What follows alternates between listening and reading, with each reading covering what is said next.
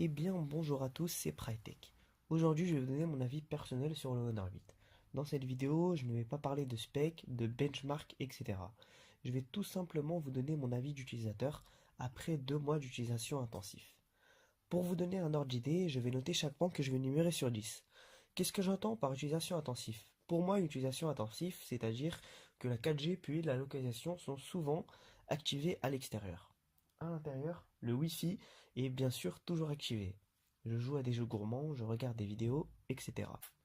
Le premier point que je vais aborder avec vous, c'est un point primordial. La chose la plus importante sur un smartphone selon moi. Cette chose-là, c'est l'autonomie. Avec une utilisation intensive, je tiens difficilement la journée, on va dire 7-8 heures, et je termine souvent la journée en dessous de 20%, ce qui est très très moyen. Avec une utilisation normale, donc normale entre parenthèses, nous allons mettre SMS, appel, parfois musique, je peux tenir jusqu'à 2 jours. À part ça, le multitâche est bien géré, le téléphone nous avertit lorsque une appli consomme trop d'énergie, et quand l'application est en marche sans être utilisée. Le système nous propose alors de la fermer. Le téléphone chauffe très peu. Malgré une autonomie moyenne, la charge rapide compense. Très pratique, le téléphone se recharge en un peu plus d'une heure, je dirais. Je vous rassure, quand on n'utilise plus la charge rapide, ça en devient très frustrant. On a l'impression que c'est hyper lent. C'est vraiment une révolution, franchement. Moi qui n'avais pas de smartphone avant, avec cette technologie qui est la charge rapide est franchement, c'est très très pratique. Pour ce point-ci, j'accorde une note de 6 sur 10. Deuxième point, l'appareil photo. La qualité en plein jour est très bonne, il n'y a rien à dire sur ça, couleur fidèle, etc. En basse luminosité, bien sûr, donc la qualité se dégrade, mais reste tout de même correcte avec quelques grains, bien sûr, mais ce n'est pas dramatique. Vous aurez aucun mal à prendre des photos à la volée. L'application de l'appareil photo est livrée avec une multitude d'options. Le double objectif, pardon, est selon moi peu utile. Après, bon, ça ne reste que mon avis personnel. Côté vidéo, la stabilisation numérique fait son travail correctement, mais avec une perte de l'image en largeur et en hauteur afin d'effectuer les corrections nécessaires. Donc notez un mauvais point, l'absence de stabilisation. Donc pour ce point-ci, j'accorde une note de 7,5 sur 10. Vous allez voir à l'écran quelques photos que je viens de prendre.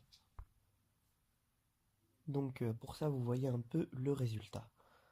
Donc voilà, à l'écran, je vais afficher donc les quelques petites figurines que j'ai prises. Vous voyez un peu le rendu des couleurs, etc.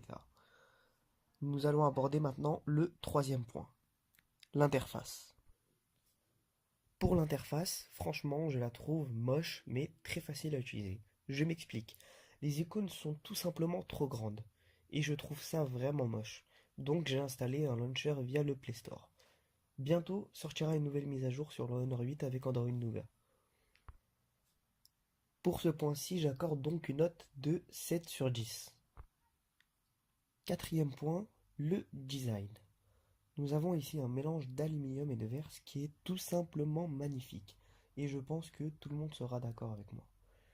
Le seul petit bémol, ce sont les traces de doigts sur l'arrière. Et le smartphone glisse sur certaines surfaces, faites bien attention. Équipez-vous d'un verre trempé et d'une coque en silicone transparente de préférence, donc ça ne va pas amochir le smartphone. Pour ce point-ci, j'accorde une note de 10 sur 10. Cinquième point, qui est tout simplement l'écran. Donc nous avons ici un écran Full HD de 5,2 pouces qui a une densité de pixels de 423 points par pouce. Donc ça offre un confort de lecture vraiment appréciable sur tout type de contenu. Le rendu des couleurs est tout simplement magnifique, proche de la perfection. Cependant, vous pouvez toujours régler les paramètres de température dans les réglages. Pour ce point-ci, j'accorde une note de 8 sur 10. Sixième et dernier point, le capteur d'empreinte digitale. Rien à dire sur ce point-ci, franchement excellent.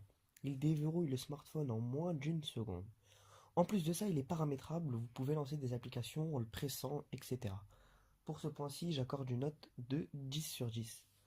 J'espère que vous avez apprécié cette vidéo et que ça aura répondu à certaines de vos questions.